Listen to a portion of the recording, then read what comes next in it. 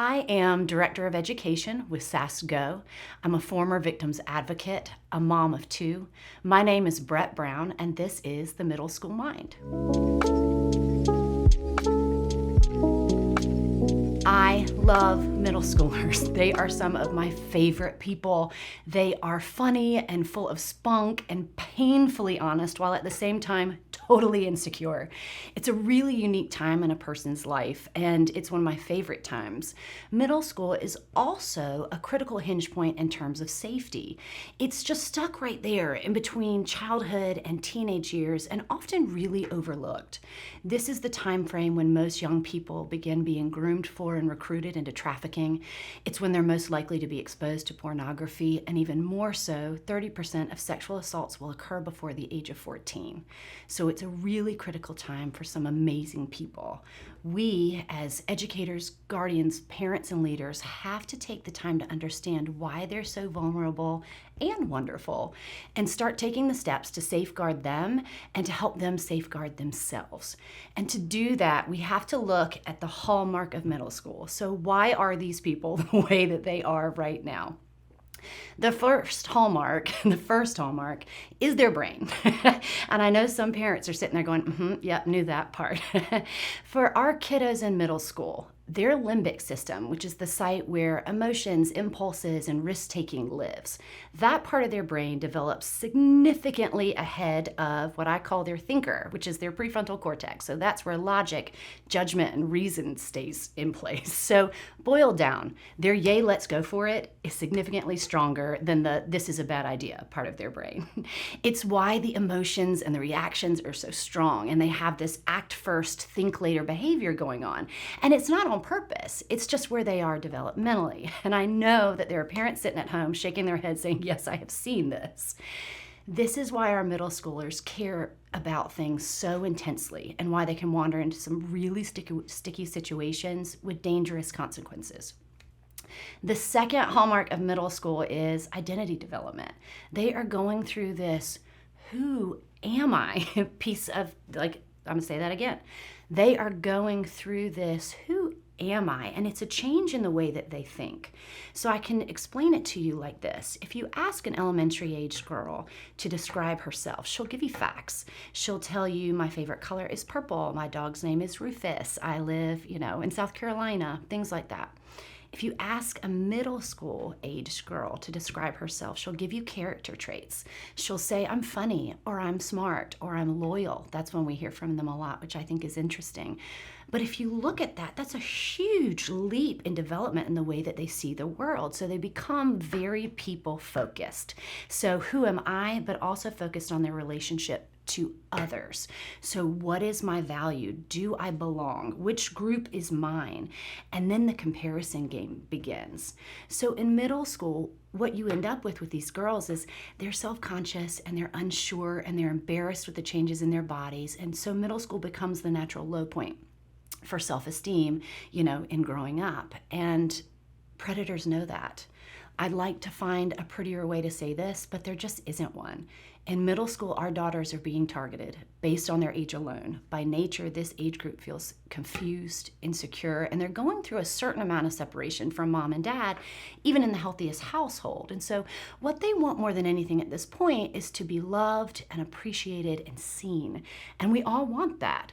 But when you're 12, it's the core of who you are, and there's this longing attached to it, and predators know that, and they use it against them by becoming whatever that middle schooler thinks she needs. So if she is arguing with her friends or with mom and dad, these predators will step in and say, you're so right, I hear you and I believe you. If she's feeling like she has, if she's not feeling good about herself physically, low self-esteem, they'll tell her how beautiful she is. Predators will say and do whatever it takes to make her feel special and to gain her trust, which is why this really is kind of the crossroads into some really dangerous things, both in person and online. So let's talk about online for just a minute. You may have seen recently that within the last year, there was an online data company that has been partnering with law enforcement agencies across the country to help catch predators who are pursuing children online. So they started by creating fake profiles. Their first fake profile that they put on social media was a 15-year-old girl. When this fake 15-year-old girl went live on Instagram, within 1 hour, she was approached and solicited by 7 adult men. And after 9 days of having her profile up, she had been approached and solicited by 92 adult men. And while that is scary, when they created the second profile, they decided to go a little bit younger. So the second fake profile they made was 11-year-old Bailey. And what they found out when this fake 11-year-old's profile went live on Instagram is that she received her first message request in 1 minute and 7 seconds and her first incoming video call from an adult man in less than 5 minutes. And it's terrifying. The younger they are, the more often they're approached, but it's more than just online. 30% of sexual abuse occurs before the age of 12. And for this age group, almost half of sexual offenses are committed by an older child, somebody under the age of 17. The other half are the adults in our children's lives. And I think that this is the point that needs to be made. It's not just people we don't know. 86% of all sexual abuse is committed by somebody we know, trust, or love. As parents, knowing all this, we have to make a plan, and it's one that has to be proactive and not reactive with each stage of their lives. So how do we do that? First step in our plan, talk early and talk often. When you sit down to talk about real things with your middle schoolers, those girls are going to roll their eyes. They are going to laugh at inappropriate moments, or they're going to act like they're slowly dying every moment that you bring it up. But here's the thing. Practice makes perfect. You are setting the tone to begin communication with them. It's about naming something for what it is, so giving her the words to know how to talk about it. It's about talking about why some of these things can be harmful to her and hearing what she thinks about it. This is important. Asking her questions. TV and radio will bring it up for you. Her friends' social media pages will bring it up for you. And you can turn to her and say, what do you think about that? And then hold on, because middle schoolers can say some crazy things, but we have to listen for what's at the bottom of it and give them the language they need to think it through. You're setting her up to use critical thinking skills and to really look at her life in a different way. And I think the biggest part of this, talking early and talking often, is it allows you to be the resource for her. She is going to find someone in her life to ask questions about life. What she needs to know is that you can be that person. Otherwise, she's going to find someone else, whether it's her best friend, Sally Lou, who doesn't know anything about anything, and Sally Lou's going to be wrong. But if you said it by saying, I'm here, I'm willing to listen, and I'm willing to talk, eventually she'll learn how to do it, and it'll become something much more natural. So, step number 2, with our middle schoolers, we have to set and enforce boundaries. There is no such thing as too much when you're 12 years old. Their brain only wants more, okay? But that's why it's our job to decide this is kind of where we're going to block things off. And she's not going to thank you for it initially. And I'll put it like this. When it comes to boundaries in each stage of our lives, the boundaries have to start tight till we get used to whatever that new stage is, and make sure that we understand it and that she understands it and we can trust her choices, and then you loosen it up as you go. And so when you enforce a boundary, whether it's that you're not going to have social media or that her cell phone's going to sleep in your room, whatever those rules are, and you know your family best, you start small and you loosen them up over time as you gain trust. The first thing she's going to do is test that boundary. It's kind of like when you get on a roller coaster ride and that bar comes down and it clinks into place. What is the first thing that you do? You shake it, right? And you shake it not in the hopes that it'll come loose, but to make sure that it'll stay. Our daughters are going to do the same thing. You're going to put down a boundary and she's going to shake it just to make sure you mean what you say. And it's not being disrespectful. It's how she's learning her world. And once she shakes it and knows it's secure, it helps her to feel safe. And as time goes on, you can loosen it as you go. So, number 3, to the best of your ability, know who is in her life in person and online. We as Americans spend more time researching the next car we're going to buy than we do the people who are actually interacting with our kiddos, whether it's their coach or their best friend's parents or their friends or online. And that has to change. We have to spend some time doing due diligence to get to know the people around us. And number 4, if there is online activity, stay ahead of it. We have to understand the technology and be able to track it. The technology thing happened so fast that a lot of us as parents kind of felt left back in the dust playing catch up.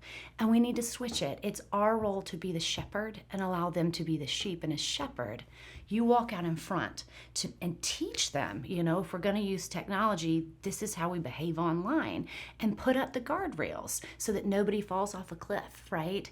So make sure that you understand it. And there's lots of resources out there to be able to track their activity. And she may not appreciate the fact that you're tracking her activity right now, but it's kind of like putting on her seatbelt. When she was a toddler, she didn't appreciate that either. But we do it to make sure that they can get from A to B safely. And when she's ready, she can go out on her own. So we have to have a plan in place as parents, but we also have to give her a plan so that she knows what to do. It is so important to teach our girls to recognize dangerous behaviors. Now, I say that, we need to add, without scaring her to death. But to teach her, one of the things that we do, we have a class specifically designed for middle school girls called Miss Independent. And in that class, we go through different behaviors in fun and age-appropriate ways so that our girls will recognize on their own if someone is an imposter, so that they can sense if somebody's trying to manipulate them to gain their trust, or ignoring her when she says no, or trying to fill a need for her that she may or may not have. The goal is to set her standard, and so that she understands herself, so that she'll be able to see that imposter coming and know what to do about it, which means to come to you if there's a problem. We also need to make sure she knows there are no secrets, and this principle is so important. They have to know that no one who loves them will ever ask them to keep a secret from their family, and if someone does, something is wrong. And because we have given her a plan, and because we have set her standards so high, she will know it's not that something's wrong with her, it's that something's wrong with them. And all of this is to allow her to live more freely and safely moving through the world. So no secrets, but also no alibis. Our goal with no alibis, it means if it's trusting our instincts. If something doesn't feel right, it probably isn't. We have to honor that as parents and teach her to honor that as well. That if she's uncomfortable, now that she knows she can come to you because something seems off, we're not going to make up a story as to why the situation could be safe. We're going to say, I feel uncomfortable and I'm going to back out now. And we also have to give her a plan online. We want to make sure our girls know. We always say to turn, run, and tell. This is the middle school version of what we teach the little girls. The point is, I can put boundaries and teach my daughter, how to navigate this world in person and online, but I can't control what her friends do. I can't control what her friends send her, what they show her. What I can do is teach her to guard her heart and her mind because it's so valuable. And you can't unsee and unhear these things. So if somebody is sending her images or words that are inappropriate, we want to make sure she knows she can turn away, she can back out of that room, and she can come and tell you and feel comfortable doing that. The last thing that I would tell you as far as understanding the middle school mind and how to respond to it is to listen with love. Model the behavior you want to see. Let her be wrong and mess up and make bad choices because she's going to. It's going to happen. And let her see that you will be a soft place to land. If your daughter comes to you with the truth, celebrate the fact that she did. It doesn't mean that there aren't consequences, right? But she was brave enough to tell you the truth, and sometimes the truth is really, really hard. So it's an opportunity to show her what grace is and to show her what healthy love looks like. So be a soft place to fall. So let her be wrong, but also let her be right, okay? And excited. She will have a million short-lived, intense interests. Support her in those. Instead of telling her it's a phase, no matter how short, build her up. And it doesn't mean spend a ton of money, right?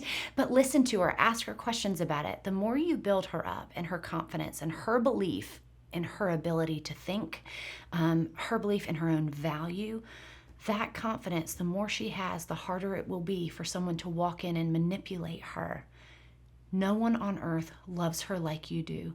Make sure she knows that, not just by your words, but also by your actions and in how you listen.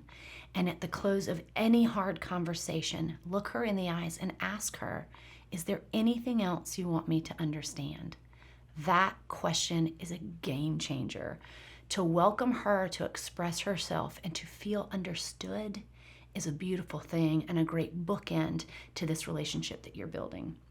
When you build a foundation on understanding and communication and healthy boundaries, this all leads to safety and confidence and love that can last a lifetime. If you have questions, you can contact us at team@sasco.org because we are always here to help protect the tribe.